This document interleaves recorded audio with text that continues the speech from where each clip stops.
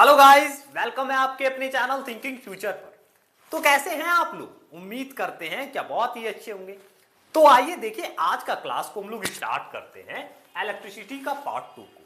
ठीक है, इसके प्रीवियस क्लास में हम लोग पार्ट 1 को बहुत ही अच्छे तरीके से क्लियर कर चुके हैं। तो जो भी आज अगर जुड़ रहे हैं तो इसके पहले उस वीडियो को पार्ट 1 को देख लीजिए। ठीक है, फिर उसके बाद इस क्लास को देखिए। इससे होगा क्या ना कि आज के इस क्लास से आप लोग बहुत ही अच्छे तरीके से कनेक्शन हो सकेंगे। ठीक है, तो चलिए अब हम लोग स्टार्ट करते हैं। तो चलिए आज का क्लास को हम लोग स्टार्ट करते हैं कहां से? एमीटर से और वोल्ट मीटर से।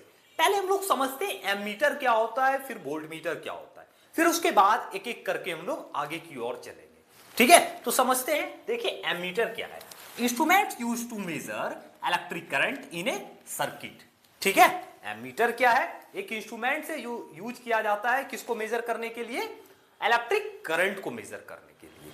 ठीक है, अब हम लोग वोल्ट मीटर को समझते हैं। क्या है voltmeter? Instrument used to measure potential difference voltage between two points. ठीक है, वोल्ट मीटर क्या है? एक इंस्ट्रूमेंट है जो यूज किया जाता है किसको मेजर करने के लिए? पोटेंशियल डिफरेंस को मेजर करने के लिए। ठीक है, बिटवीन टू पॉइंट्स, दो पॉइंट्स के बीच में।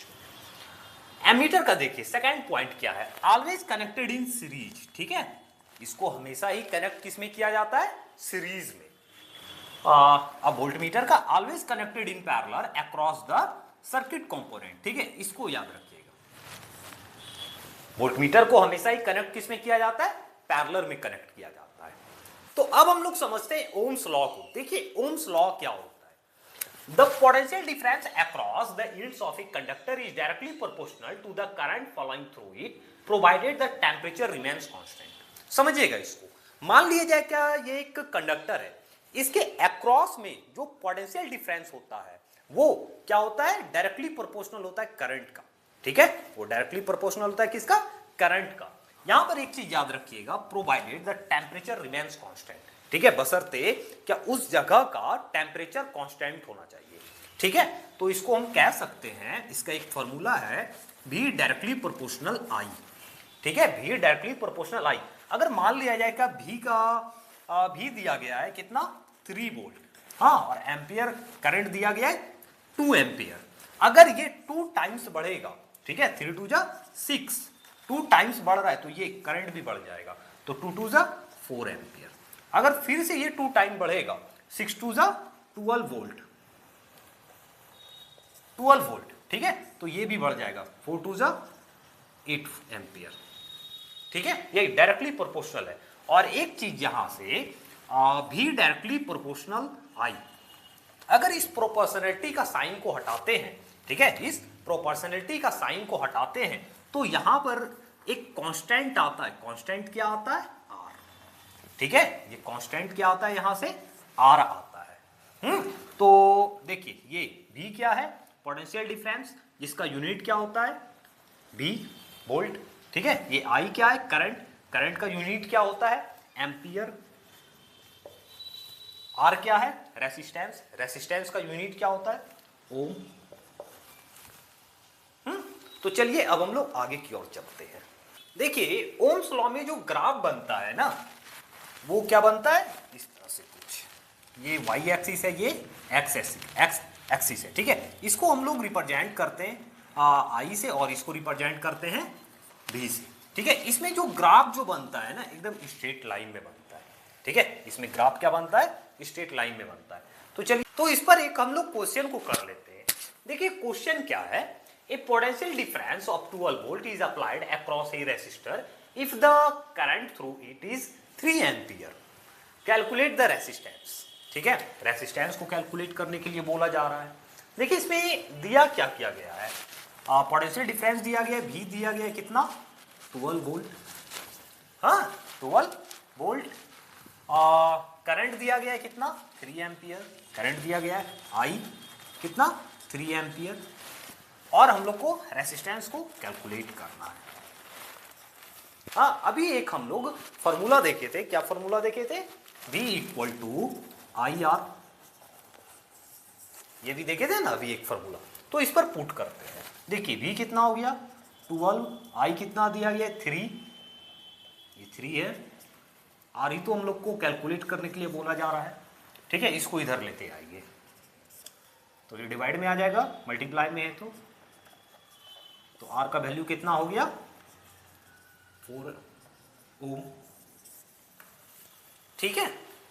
तो आइए अब हम लोग समझते हैं रेसिस्टेंस के बारे में। रेसिस्टेंस क्या होता है, देखिए, it is the property of conductor to resist the flow of charge, ठीक है। रेसिस्टेंस क्या है, एक प्रॉपर्टी है कंडक्टर का जो चार्ज के फ्लो को रेसिस्ट करता है, मतलब क्या क्या रोकता है, बाधा डालता है, ठीक है। उसको हम लोग क्या कहते हैं, रेसिस्टेंस कहते हैं, ठीक है।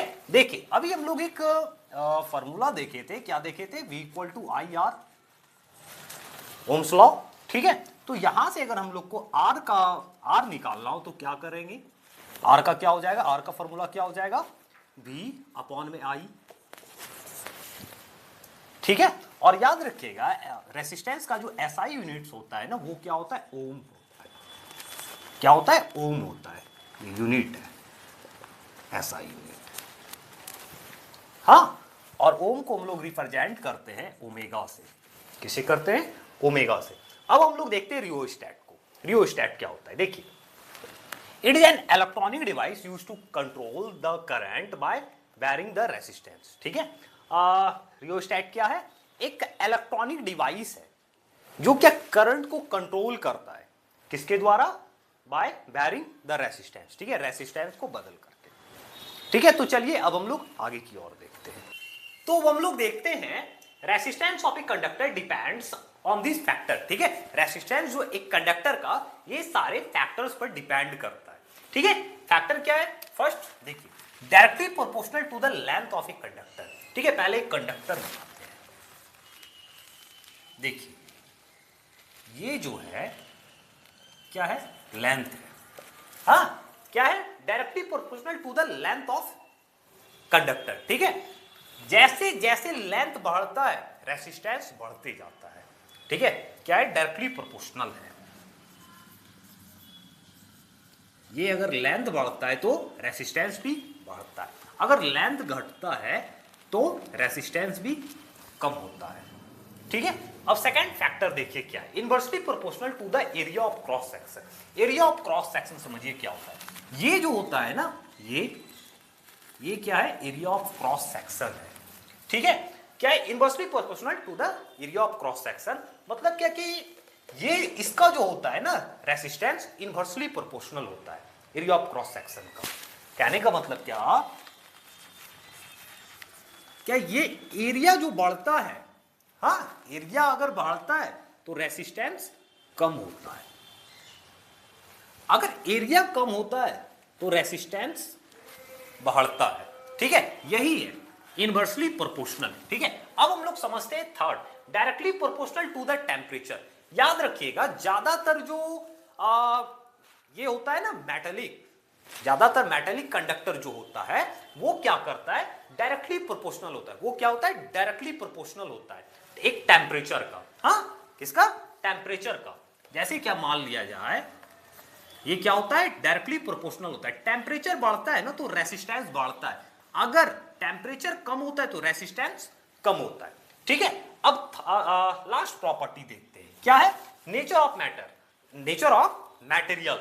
Different materials have different resistivity. एक देखिए यहां पर रेसिस्टिविटी, इसको जो हम लोग जो रेसिस्टिविटी पर भी डिपेंड करता है। देखिए क्या होता है रेसिस्टिविटी, इसको इस तरह से हम लोग रिप्रेजेंट करते हैं, इसको हम लोग बोलते हैं रो, इसको क्या बोलते हैं, रो। देखिए हर एक मटेरियल्स के पास में हर एक तरह का रेसिस्टिविटी होता है, हम लोग आगे समझते हैं रेसिस्टिविटी क्या होता है, ठीक है। तो यहां पर भी इस चीज को याद रखिएगा, रेसिस्टेंस का जो एक फैक्टर है वो रेसिस्टिविटी पर भी डिपेंड करता है, ठीक है। तो चलिए अब हम लोग आगे की ओर देखते हैं। तो चलिए आज के क्लास को हम लोग यहीं तक रहने देते हैं, आगे मिलते हैं हम लोग, ठीक है, नेक्स्ट के वीडियो में। अगर आप लोग को ये वीडियो अच्छे तरीके से समझ में आ गया हो तो आप लोग जरूर कमेंट कीजिए, ठीक है, क्या कैसा लगा आप लोगों को वीडियो, और अपने दोस्तों तक शेयर कीजिए, ठीक है। और अगर अच्छा लगा तो सब्सक्राइब भी करते हुए जाइए। ओके।